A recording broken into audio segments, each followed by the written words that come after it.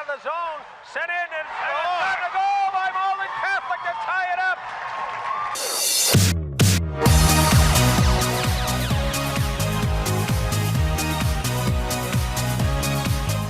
Leonard out to the point. Patrick in the slot. Parrott shot score. There's that Cathedral power play. Here's Markowski. Breakaway. Shot to save by Murphy. And they follow up in front. Shot to goal by Spillane for the winner. And Franklin is headed to the Super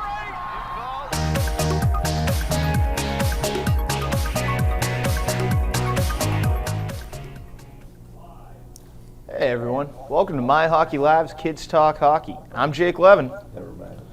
I'm Joe Braverman, along with Tom Kelly, and we'll be previewing the high school hockey playoffs today on Kids Talk Hockey. But for now, let's toss it back to Jake in the studio.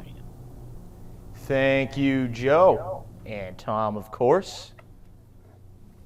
So we're going to go right into some highlights here. We're going to start with the only Super 8 game on the schedule today. And that's Game 3 of the 3-game series between Austin Prep and Central Catholic.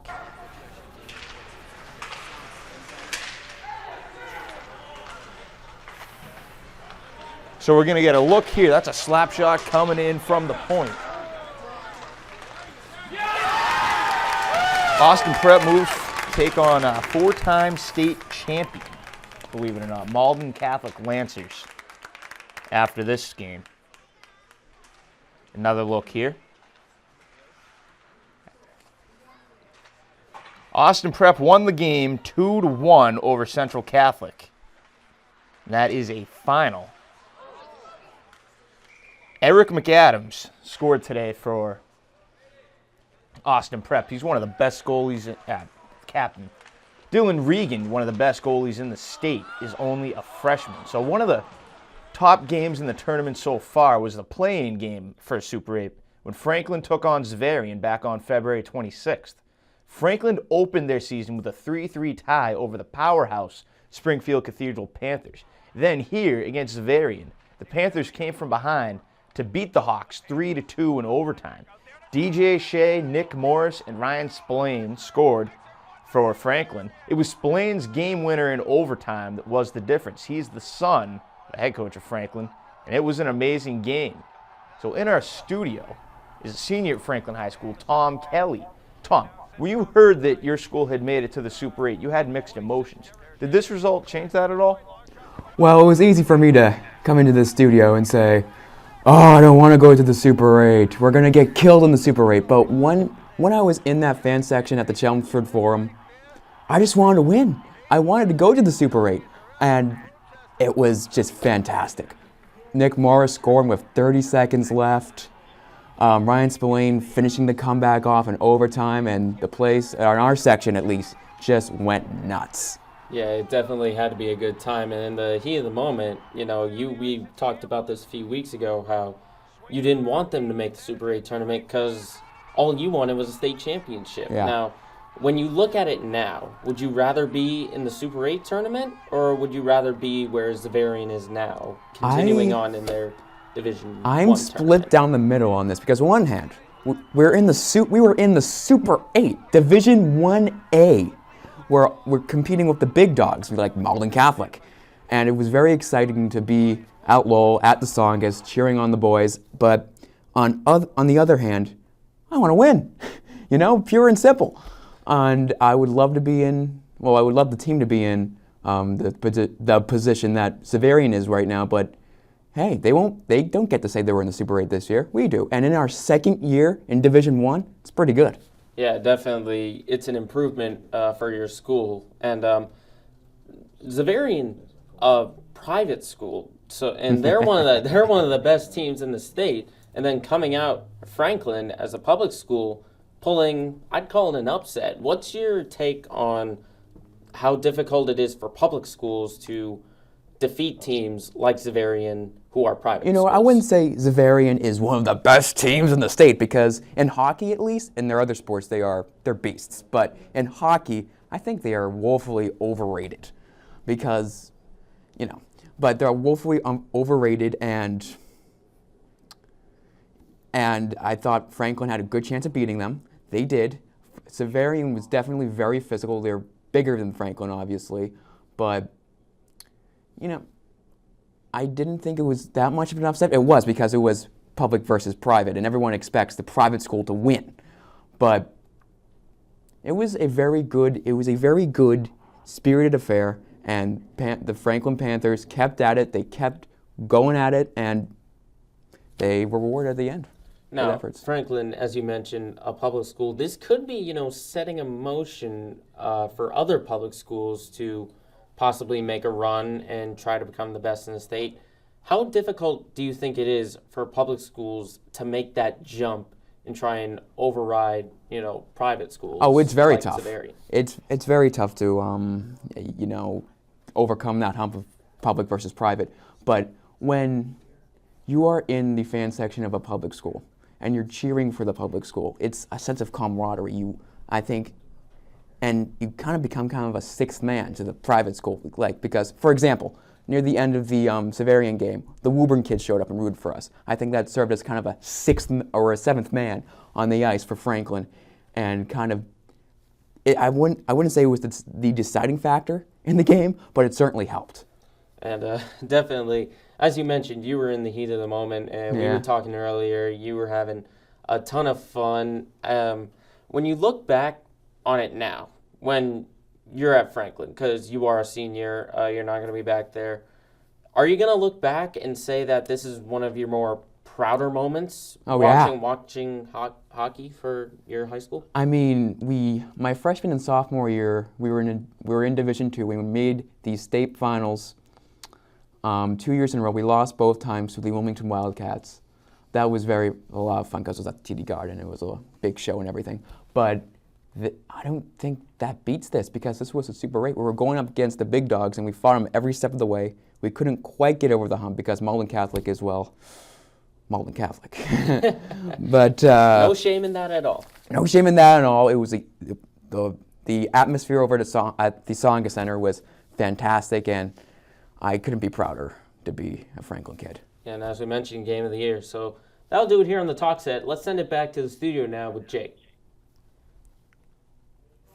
Thanks, guys. Last night in Gallo Arena, there were two Division III South semifinals. In one game, the Hanover Indians blew out the Attleboro Blue Bombardiers 7-1, turned their spot in the final, where they will face the winner of last night's contest between the Norwell Clippers and the Cohasset Skippers. Let's take a look at those highlights. Not to be outdone. So we're looking at the scoreboard here, and Springfield Cathedral is going to be taking on St. John's Prep. That is going to be one of the semifinal games. That's going to be played on Wednesday night up at Tsongas Arena. And your North Division I, it is the Battle of Arlington. Arlington High School taking on Arlington Catholic. That'll be a fun one. That's on March 8th, 8 p.m. You see the South Division I final. That is tonight, and it's going to be broadcasted on myhockeylive.com. Xaverian taking on Hingham tonight. As I said, 6:15 down at Gallo Arena in Bourne. North Division II final. We got Concord Carlisle taking on Haverhill, the Hillies. 6 p.m. that game is going to be played. We got Westwood versus Canton. That game is starting any moment, or in about an hour or so, I should say. That is also going to be played down at Bourne, and you bet it's right here on myhockeylive.com. Norwell, Hanover, that game is in progress. We'll have an update on that for you when it becomes available, and that is, of course, the Division III South final.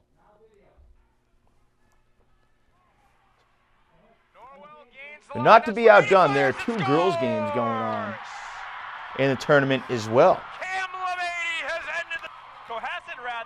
Taking a look at Norwell Cohasset first, and this is Cam Labady jetting up the left wing. He beats Cohasset goalie Liam McHugh, glove side, high left. Just a beautiful play by the winger, and he's involved here again. He's going to carry the puck all the way behind the net, where Joe Tribino is just sitting on the doorstep, and he's able to beat McHugh for a 2-0 lead with just 23 seconds to go in the second period. Back-breaking goal for Cohasset. Take a look again here. Labady, star of the game for Norwell. One of the co-captains, just found Tribino at the doorstep.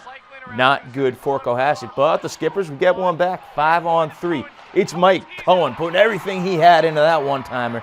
5-on-3, 6:28 to go in the third period.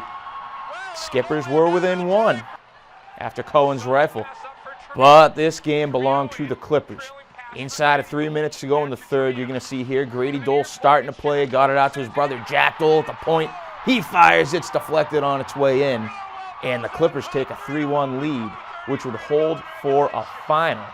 As I said, Norwell is going to be taking on Hanover. That game is in progress as we speak. The Division III South final, they will take on the winner of the North on Wednesday night. So we're going to go to a break now.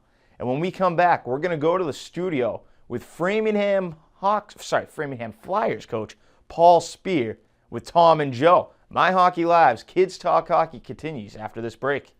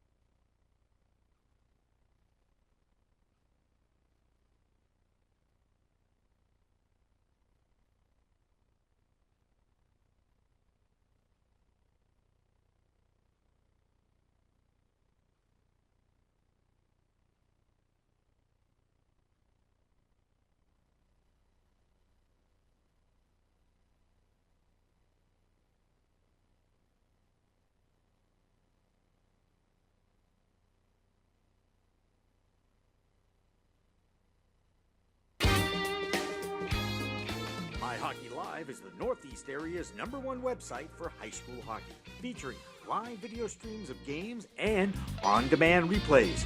Not only does it capture the action of one of the most exciting winter sports, it delivers a valuable, affluent, educated, and passionate audience. And now finally Concord Carlisle gets possession, but they can't clear. Lewis over in the high slot, a wrist shot to save, and Lewis on the rebound scores. Yeah. Families support local high school teams, and hockey families are 25% more likely to have a household income of over $100,000. Equally split between males and females, they watch hockey regularly and support their local teams.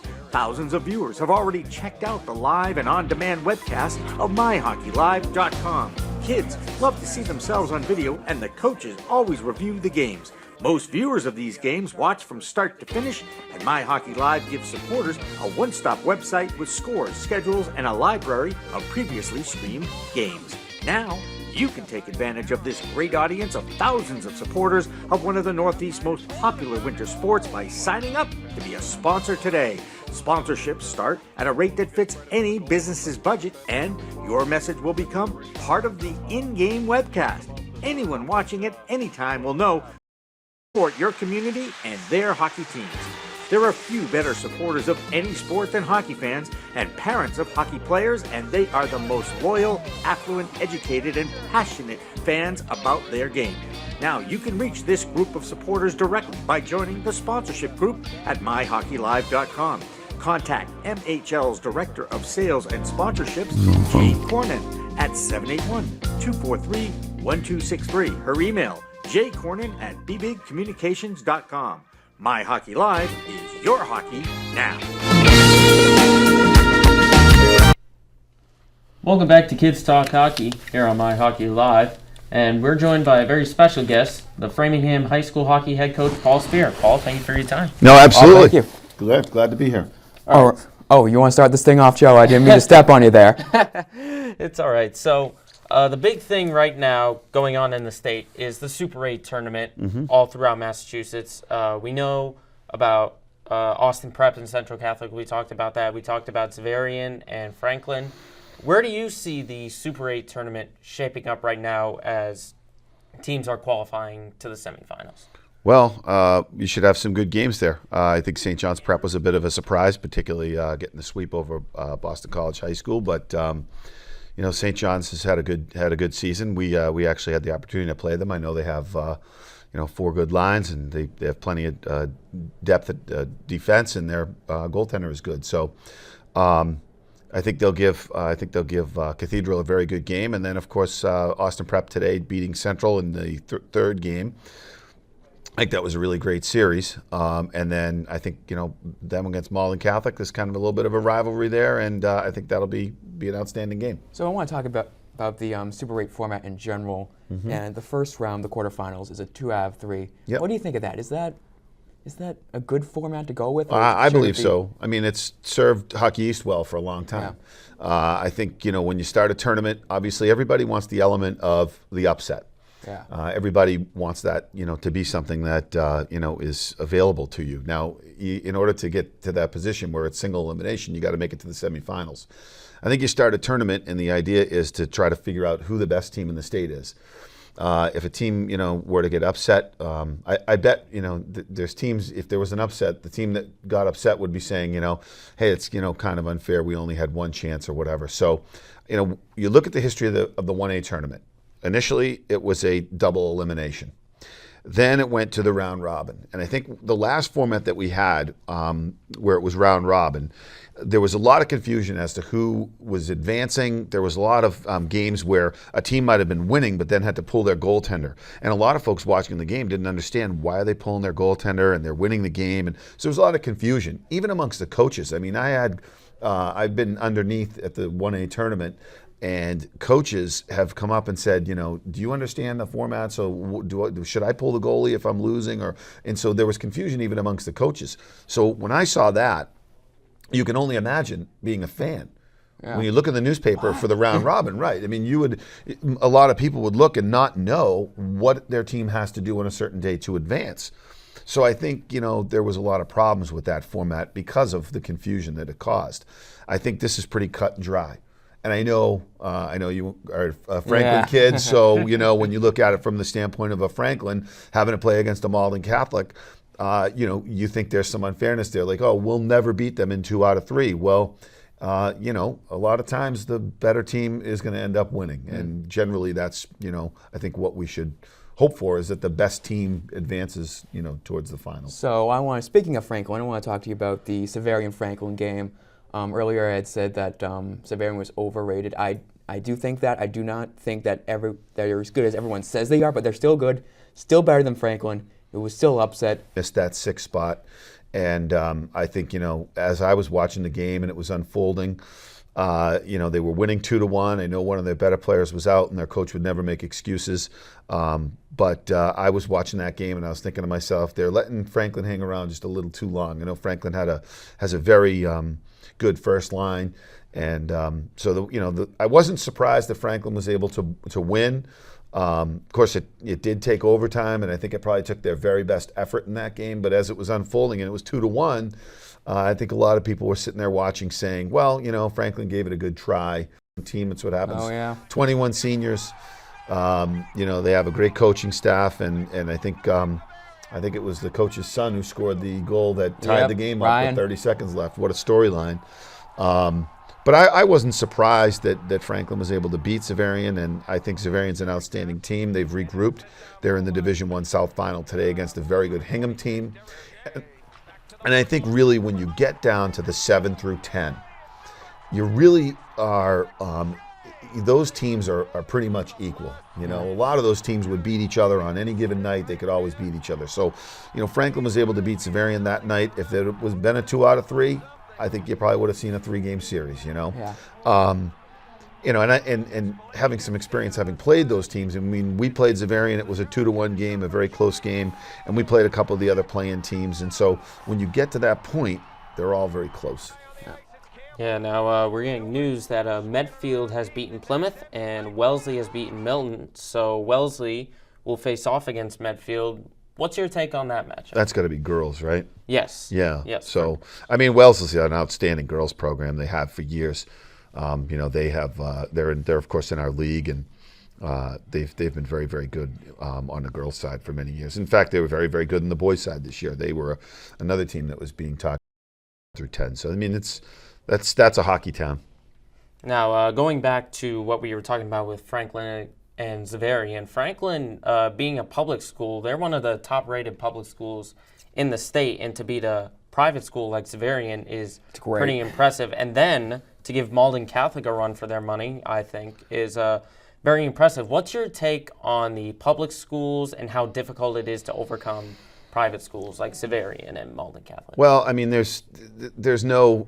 This isn't rocket science. They have the Catholic schools that are in the MIAA have a competitive advantage. There's just no question about that. And anyone who would argue that, I think that you would. You know, it's pretty silly to try to argue that because they can bring in kids from a variety of different towns. I mean, you look at a roster of a Boston College High School or a Malden Catholic, and you might see 18 or 20 towns represented.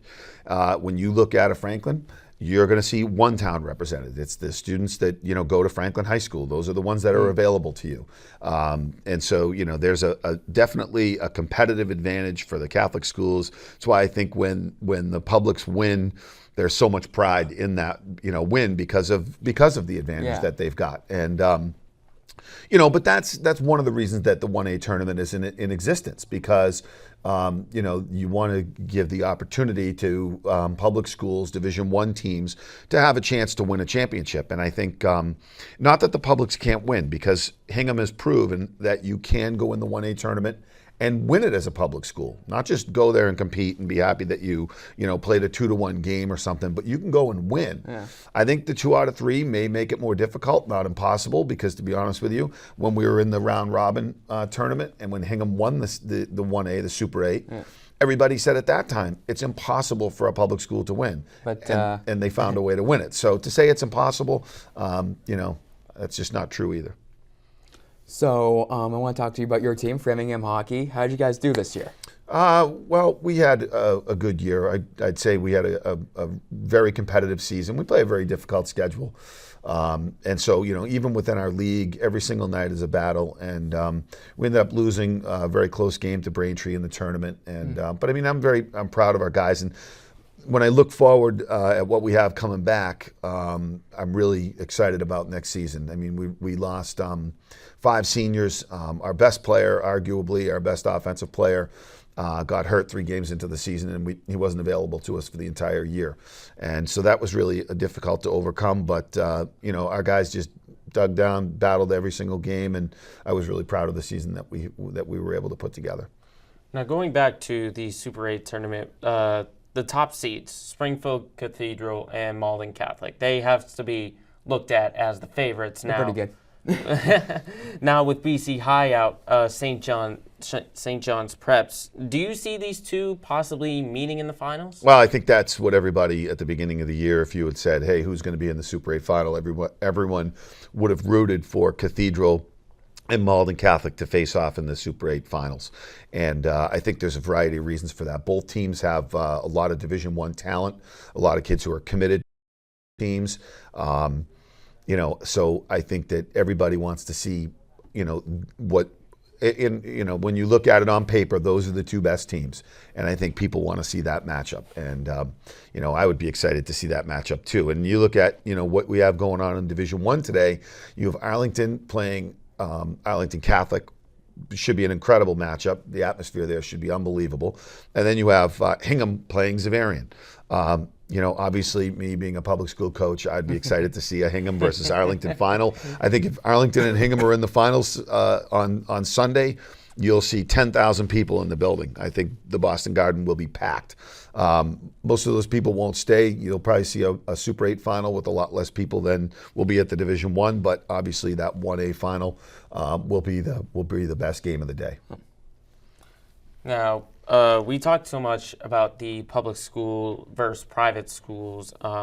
Private schools definitely overtaking public schools for quite a long time. Do you see any time in the future, and if so, who could possibly oversee these private schools and possibly come out with a state title? There's a lot of good public schools. I mean, everyone was talking about Franklin this year, and we were talking earlier, and I mean, Franklin has been a great public school team for years. They're getting 95 players at tryouts. I think a team to watch in the near future is going to be Marshfield. Right now they have, and I mean, this is all, when you look at kids who are freshmen and sophomores and they're outstanding players in your team, so much of it depends on those kids having faith in high school hockey and staying with it and playing and staying with their local high school. And I thought it was great what you said about how proud you were being in the fans section at Franklin High School. And, wondering, do we want to be in that Super 8 tournament, or would I rather see my team, which you're rooting for, and, you're rooting for that team, like, guys who are diehard Patriot fans or Red Sox fans, you're rooting for that team and those players that you go to school with, and you want them to win so bad. And it's interesting how you said you wanted to see them go into that Super 8. I think there's a whole bunch of really great public school talent out there. But whether or not those teams can end up beating the Catholic schools depends on whether or not those kids understand the amount of pride guys like you take in their team, and that they stay and play high school hockey and realize that they can still get where they want to go. They can still get to the great colleges that they want to try to get to by staying in high school hockey and playing, and proving themselves right where they are, rather than thinking, oh, gee, I got to, make this move or make that move, because it's just simply not so. So I think the public schools can compete, and somebody could win a 1A championship. All right. All right, well, thank you very much. All right, guys. for Yeah, your thank you so time. much, Paul. Absolutely, yeah. Paul Spear, the Framingham High School hockey coach. Now we're going to send it back to Jake in the studio. Thank you, guys. So not to be outdone, the girls' tournament is also going on right now, and we got some highlights to show you for those games. Starting right here, this is Wellesley over Milton. Wellesley was all over the Milton. This is a Bay State Conference rivalry, even going on in the postseason. Got 2 goals from Kylie Noonan in the first one to make it 1-0. Kaylee Donnelly also scored for the Raiders. They would go on to defeat the Wildcats 7-1. They will take on Medfield tomorrow night at Gallo Arena in Bourne, one of the South semifinals. That game is going to be on myhockeylive.com. Falmouth versus Burlington will be the first game of the doubleheader. Falmouth out of the Atlantic Coast League. Burlington plays up north. So this is all Division II semifinals, state semifinals, going on at Bourne. And there's, you go, Wellesley Medfield. As I said, Medfield got here via a 1-0 win over Plymouth. D1 South semifinals, Duxbury taking on Acton Boxborough. That is going to be that's today, as a matter of fact, at 4:30. Puck will drop on that one. And the other semifinal is Reading taking on Austin Prep. There's a couple of powers in their own right. Reading, great public high school. They won the boys anyway, Super 8 back in 2008. Austin Prep men are alive in the Super 8 right now, so all kinds going on there. And then we've got some Division I and II South finals going on today in the boys' side, both on MHL. Coming up any moment, Canton taking on Westwood. They're neighbors, Canton and Westwood. They don't like one another. That game's going to be at 4 o'clock, and then the D1 South final. Hingham taking on Xaverian. Xaverian lost in the play-in to Franklin in the Super 8. Hingham was, at most accounts, snubbed out of the Super 8 for what it's worth. So we'll see how that plays out. We're going to take a break now. When we come back, we're going to be talking some NHL and NCAA hockey right here on my Kids Talk Hockey on My Hockey Live. My Hockey Live is the Northeast area's #1 website for high school hockey, featuring live video streams of games and on-demand replays. Not only does it capture the action of one of the most exciting winter sports, it delivers a valuable, affluent, educated, and passionate audience. And now finally, Concord Carlisle gets possession, but they can't clear. Lewis over in the high slot. A wrist shot to save, and Lewis on the rebound scores. Families support local high school teams, and hockey families are 25% more likely to have a household income of over $100,000. Equally split between males and females, they watch hockey regularly and support their local teams. Thousands of viewers have already checked out the live and on-demand webcast of MyHockeyLive.com. Kids love to see themselves on video, and the coaches always review the games. Most viewers of these games watch from start to finish, and MyHockeyLive gives supporters a one-stop website with scores, schedules, and a library of previously streamed games. Now, you can take advantage of this great audience of thousands of supporters of one of the Northeast's most popular winter sports by signing up to be a sponsor today. Sponsorships start at a rate that fits any business's budget, and your message will become part of the in-game webcast. Anyone watching at any time will know that you support your community, and there are few better supporters of any sport than hockey fans and parents of hockey players, and they are the most loyal, affluent, educated, and passionate fans about their game. Now, you can reach this group of supporters directly by joining the sponsorship group at MyHockeyLive.com. Contact MHL's Director of Sales and Sponsorships, Jane Cornyn, at 781-243-1263. Her email, jcornyn@bbigcommunications.com. My Hockey Live is your hockey now.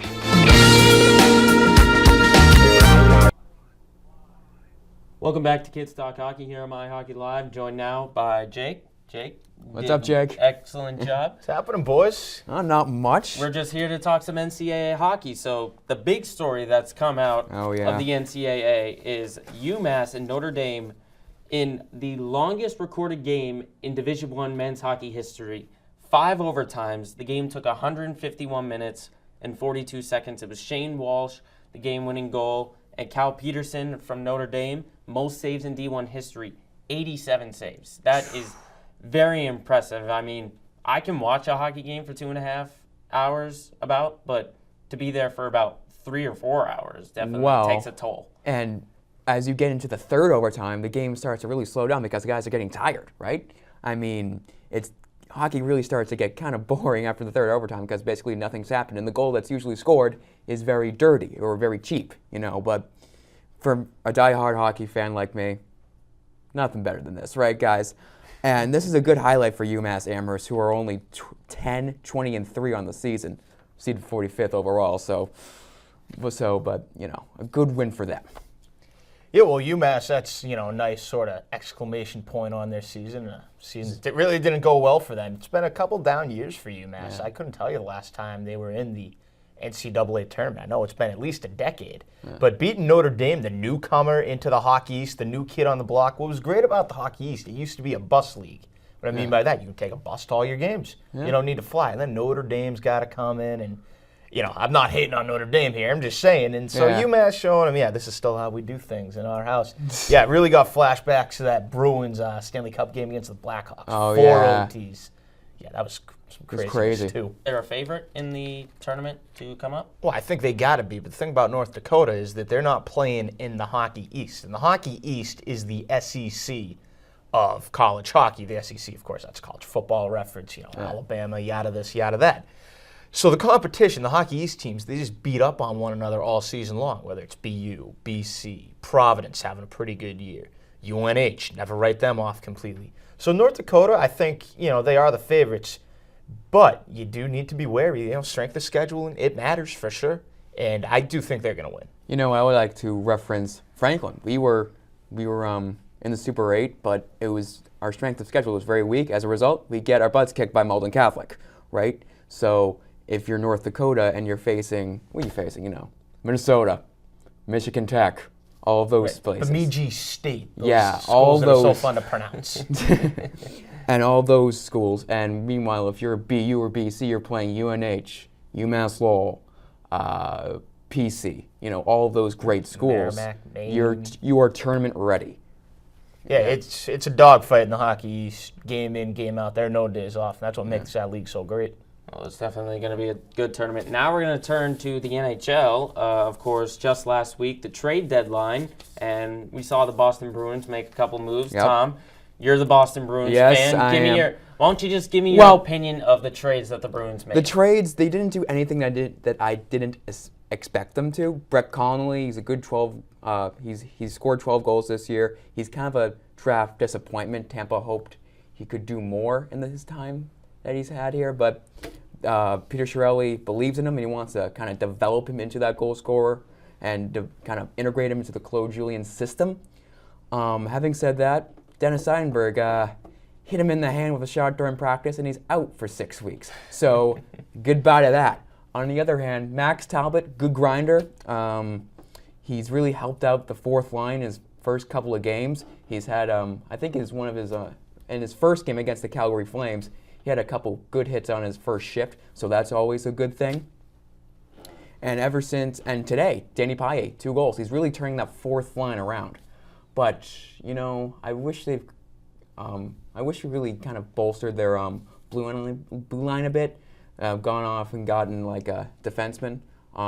I think of Antoine Vermette, only costed the Chicago Blackhawks, I believe, a first-round draft pick. So, Chiarelli, why are you so cheap, bro?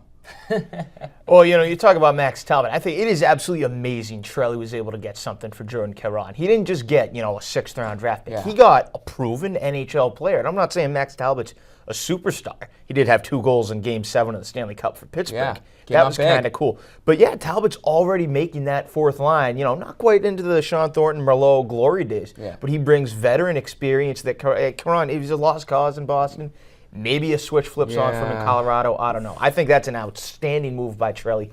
I'm not on team fire Chiarelli. Is he having? I'm not either. But I'm not thrilled with the job he's done the past couple of years. Well, I think Chiarelli's biggest issue, and there's no mistakes about this, and he'll tell you, is the draft. Oh, yeah. He's terrible at draft hits with Sagan and, I'm trying to blank, Dougie Hamilton, of course, still on the team. But then again, we haven't seen anything from our 2012 or 2013 picks yet. And, Pasternak looks great. Yeah? It's early. It's early yet. We'll see. Yeah. All right, now we're going to take a look at the Eastern Conference and the Western Conference standings. Here are the obviously, it's definitely a dogfight up there in the top of the East, and of course the Western Conference has got some big hitters as well. Who do you think, guys, Jake, I'll go to you first. Who do you think could be the sleeper team in the NHL playoffs when they start? It's going to sound homerish, but the Bruins. The Bruins Oh, are yeah. the Bruins are going to be. If they don't play the Canadians. That's the thing. The Bruins are going to be the 8th seed. That's pretty much a foregone conclusion, assuming they hold on. They won again today. They're going to be the 8th seed. What the Bruins have to hope for is that somehow, some way, either Tampa Bay or the Islanders or even the Penguins can catch up to Montreal. The Bruins own the Penguins. Yeah. That's a given. When it comes to the Islanders, obviously no history there, but the Bruins, they have a playoff history. The Islanders, I like them against Tampa Bay, too. I would say Tampa Bay as well. The Bruins, they had that great 7-game series against them in 2011. Different team. Tampa's completely from then. But as long as it's not Montreal, I think the Bruins can definitely win a round or two. I don't think they can win the Stanley Cup. No. I don't. They lack the goal scoring. They lack the depth along the blue line.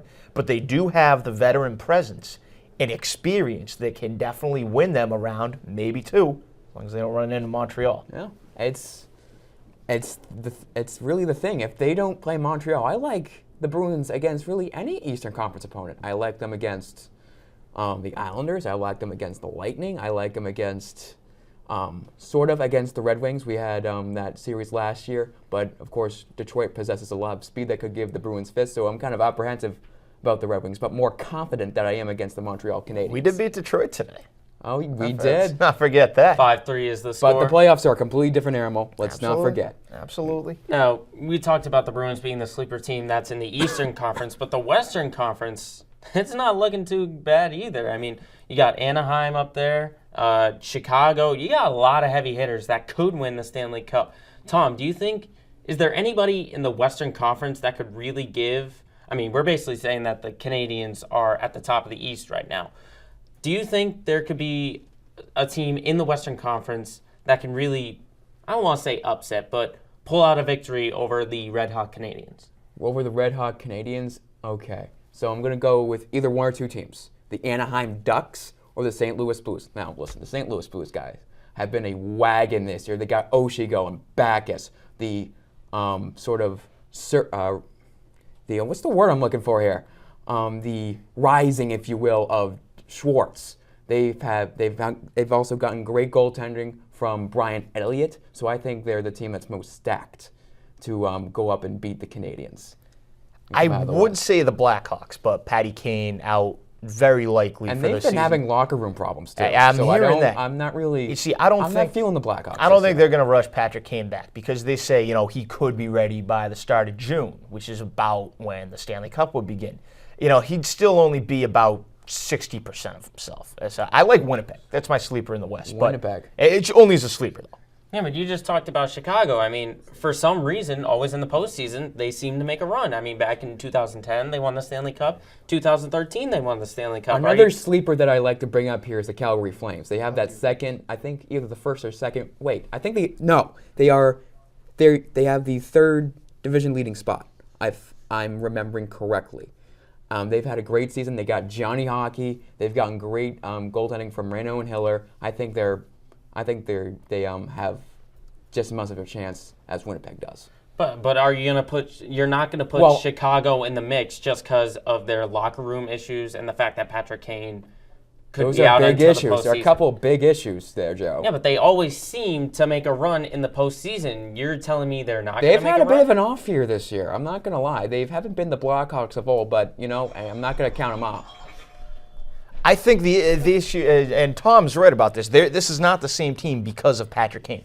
Patrick Kane, for my money, is the most electric player in the NHL. I know Ovechkin's having a better season statistically, but the things Patrick Kane can do, he changes a game. We saw it against the Bruins, tore them up in the 2013 Stanley Cup. Without Kane, they're still a very good, not elite team. I think the West, per usual, is wide open, whereas the East, as we said, always comes down to just 2 or 3 teams, whether it's the Bruins, the Penguins, the Canadiens, the Rangers last year. Now, quick thing before we wrap up. Back to the Bruins. What do they need to do to keep that AC? Because Philadelphia and Florida, they're on their heels. Okay, Claude, I'm going to keep it pure and simple. Okay, ready, Claude? We're gonna do this together. Score goals. Score goals. Okay? Did you understand that? Okay. Get timely goal scoring, you should be all set. And good D, of course. It's pretty straightforward. The Bruins, even without Krejci, even without Johnny Boychuk, even without Kevin Miller, and we're starting to go even to the bottom of the roster now, they are one of the most talented teams in the Eastern Conference because you still got Patrice Kapanen, and we saw it yesterday, Brad Marchand step up. We need Marchand to be Marchand. We need Lucic to be Lucic. We can't have them being Jordan Caron lookalikes. You know? Before your guys' time. I don't know if you remember Sergei Samsonov. Yep. Yeah, he would just take plays off, take games, weeks off. Oh, yeah. And, he dogged it. Yeah, and Luch and Marchand were starting kind of remind me a little bit of Samsonov. Yeah. Glenn Murray is another example. Just beat the teams they should beat and give everything they can to the teams in front of them. They're going to be okay. They're going to make the tournament. Oh, yeah, they will. They will make the playoffs. I don't see Florida catching up because too many Florida things happen to them. We saw both of their goalies go down at the same time. Robbie Tallis, if you remember him. Oh, I remember Robbie Tallis. Had to come in and finish the game. And then every time they have a chance to leapfrog the Bruins, they lose. So I'm not worried about the Florida Panthers. All right, well, that's going to do it here on the talk set of Kids Talk Hockey. NHL My Hockey Live. And don't forget, here on My Hockey Live, we got some more tournament games coming on up. But for now, for Jake, for Tom, I'm Joe. Join us next time for more Kids Talk Hockey.